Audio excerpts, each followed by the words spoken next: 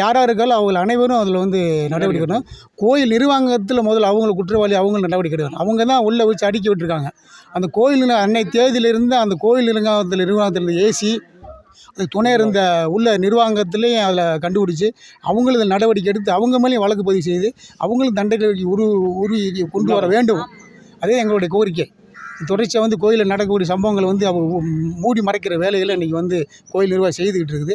அவங்களும் இந்த வழக்கில் பதிவு பண்ணி அவங்களும் தண்டனை வாங்கி கொடுக்கணும்னு சொல்லி நாங்கள் கம்யூனிஸ்ட் சார்பாக கேட்டுக்கொள்கிறோம். அதிகாரம் யார் கொடுத்தது? இந்த ஒரு காவலாளியை வந்து அடிக்கடி கொலை பண்ணுற அளவுக்கு அது அதிகாரிகள் மேல்மட்ட உதவி அதிகாரி வந்து என்ன பண்ணுறாங்கன்னா ஸ்பெஷல் டீம்னு சொல்கிறாங்க. ஸ்பெஷல் டீம் எங்கேருந்து வந்து நான் கேட்குறேன். கம்யூனிஸ்ட் நான் கேட்டேன். அன்றைக்கி இரவே நைட்டே போய் எஸ்பிகிட்ட போய் இந்த ஸ்பெஷல் டீம் எங்கேருந்து உருவாக்குச்சு உடனடியாக வந்து நடவடிக்கை எடுத்து அனைத்து பேர் அதுக்கு வந்து வழக்கில் சேர்க்கணும்னு நம்ம அன்றைக்கே எஸ்பிட்டு சொல்லிட்டேன்.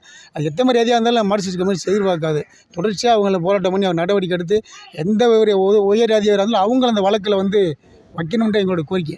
இந்த உயர் எஸ்பி மற்ற இடமாத்தின வீட்டுக்கு காத்திருப்பு மற்ற வச்சா போதுமா? இல்லை, அவங்களுக்கு நடவடிக்கை எடுக்கணும். அவங்களும் நடவடிக்கை எடுக்கணும். அதில் வந்து அவங்களும் அதில் வந்து நடத்தி உண்மை இருக்கும் பட்சத்தில் அவர்கள் மீது நடவடிக்கை எடுக்கணும்.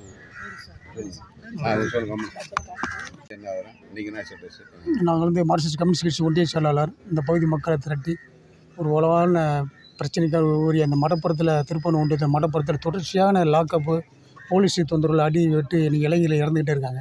அதாவது இன்றைக்கி உள்ள காலகட்டத்தில் இந்த பகுதி மக்களை திரட்டி ஒரு மிகப்பெரிய போராட்டம் நடத்தி இன்றைக்கி லாக்கப்பில் அடி வெட்டு இறந்த அஜித்குமாருக்கு நியாயம் கிடைக்கணும்னு இந்த மக்களுக்கு இன்றைக்கி ஒரு தமிழக அரசாங்கம் ஒரு நடவடிக்கை எடுத்திருக்காங்க. அதை வரவேற்கிறோம். உண்மையிலேயே இன்றைக்கி வந்து பாதிக்கப்பட்ட மக்களுக்காக அந்த தமிழக அரசாங்கம் ஒரு நடவடிக்கை போயிருக்காங்க. அவங்க 5 பேரும் கைது பண்ணி வழக்கு போடணுன்றது கம்யூனிஸ்ட் கட்சி இந்த பகுதி மக்களோட கோரிக்கையை. ஆனால் இன்றைக்கி வந்து கைது பண்ணியிருக்காங்க. அதை வரவேற்கிறோம். தமிழக அரசாங்கம் செஞ்சுருக்கிறத வரவேற்கிறோம். ஆனால் அதே சமயம் அந்த கோயிலை வச்சு அடைச்சதையும் இன்றைக்கி வீடியோ வந்து வெளியாகிருக்கு. அது உண்மை ஆகிவிட்டது. அதனால் அவங்க குற்றவாளி தப்பிக்கக்கூடாது. அந்த பாதிக்கப்பட்ட குடும்பத்துக்கு நியாயம் கிடைக்கணும். அந்த தப்பு பண்ண காவலாளர்களுக்கு வந்து முறையாக வழக்கு நடத்தி அவங்க தண்டனை வாங்கி கொடுக்குறதா அன்றைக்கி தமிழக அரசு செய்ய வேண்டும். அதில் நாங்கள் மார்க்சிஸ்ட் கம்யூனிஸ்ட் கட்சி உறுதியாக நிற்கிறோம். அந்த பாதிக்கப்பட்ட மக்களுக்கு கண்டிப்பாக நியாயம் கிடைத்துட்டு அந்த குடும்பத்துக்கு நிவாரணம் கிடைக்கணும். அரசு வேலை கிடைக்கணும். ஆனால் தண்டனை அந்த தப்பு செய்த காவலர்களுக்கு அந்த 5 பேர்களுக்கும் 6 பேர்களுக்கும் தண்டனை வழங்க வேண்டும்னு மார்க்சிஸ்ட் கம்யூனிஸ்ட் கட்சி இந்த பகுதி மக்களுக்கு கேட்டுக்கொள்கிறோம். 6 பேரில் மொத்தம் 5 பேருக்கு பட்டு வழக்கு அதை பற்றி என்ன நினைக்கிறீங்க? அவங்க வந்து ஒருத்தர் விசாரணை டிரைவர்ன்ற முறையில் விசாரணை வச்சுருக்காங்க. அவங்களுக்கும் அந்த சம்மந்தப்பட்டிருந்து அவங்களுக்கும் அந்த தண்டனை கிடைக்கணும்னு